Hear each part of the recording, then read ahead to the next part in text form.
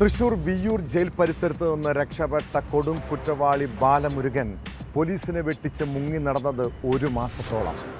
Kerala Tamil Nadu police സംഘം നാടെങ്ങും അരിച്ചുപെറുക്കിയിട്ടും ബാലമുരുകനെ പിടികൂടാൻ കഴിഞ്ഞിരുന്നില്ല. അതിനിടെ ഇയാൾ വേഷം മാറി തെങ്കാശിയിലെത്തിയെന്ന വിവരം. അന്വേഷിച്ചെത്തിയ പോലീസിന് മുന്നിൽ പിടികൊടുക്കാതെ മലമുകളിൽ നിന്നും ചാടി രക്ഷപ്പെടാനുള്ള ശ്രമം.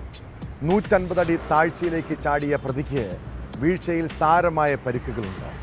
ഭാര്യയെ കാണാൻ വേണ്ടി എത്തിയ ബാലമുരുകനെ തമിഴ്നാട് പോലീസ് പിടികൂടാൻ ശ്രമിച്ചെങ്കിലും ഓടി രക്ഷപ്പെട്ടിരുന്നു.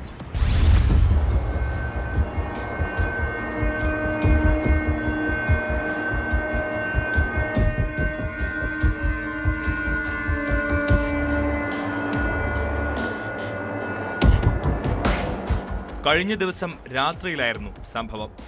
ആടുമേയ്ക്കുന്നവരുടെ വേഷത്തിൽ മുണ്ടും ഷർട്ടും ധരിച്ചാണ് ബാലമുരുകൻ തെങ്കാശിയിലെത്തിയത്. രഹസ്യവിവരം ലഭിച്ചെത്തിയ 50ഓളം വരുന്ന തമിഴ്നാട് പോലീസ് സംഘം പിടികൂടാൻ ശ്രമിച്ചെങ്കിലും ബാലമുരുകൻ കുന്നിൻ മുകളിലേക്ക് ഓടി രക്ഷപ്പെട്ടു.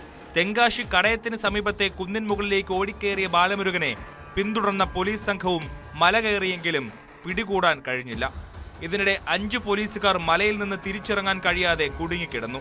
ഫയർഫോഴ്സ് എത്തി രാവിലെയാണ് മലയിൽ കുടുങ്ങിയ പോലീസുകാരെ താഴെ ഇറക്കിയത്. മണിക്കൂറുകളോളം പോലീസ് സംഘം ബാലമുരുകനായി തെരച്ചിൽ നടത്തിയെങ്കിലും കണ്ടെത്താനായില്ല. ഇതിനിടെ മഴ പെയ്തതും തെരച്ചിൽ ദുഷ്കരമാക്കി. ഇയാൾ ഈ മലയിൽ തന്നെ ഉണ്ടെന്നാണ് തമിഴ്നാട് പോലീസിന്റെ നിഗമനം.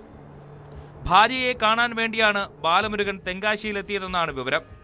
പ്രതി രക്ഷപ്പെട്ടത് മുതൽ ഇയാളുടെ വീടും പരിസരവും നിരീക്ഷണത്തിലാണ്.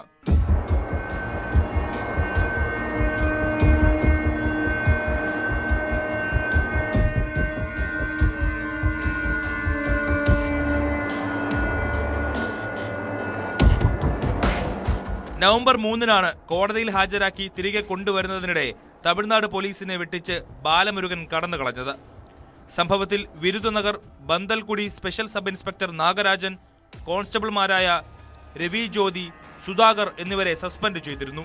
പോലീസുകാർ ബാലമുരുകനെ വിലങ്ങണിയിക്കാതെ കൊണ്ടു നടക്കുന്ന ദൃശ്യങ്ങൾ പുറത്തു വന്നിരുന്നു. നേരത്തെ 2 തവണ കസ്റ്റഡിയിൽ നിന്ന് ചാടിപ്പോയ ആളാണ് ബാലമുരുകൻ. കൊലപാതകം ഉൾപ്പെടെ 53 കേസുകളിൽ ഇയാൾ പ്രതിയാണ്.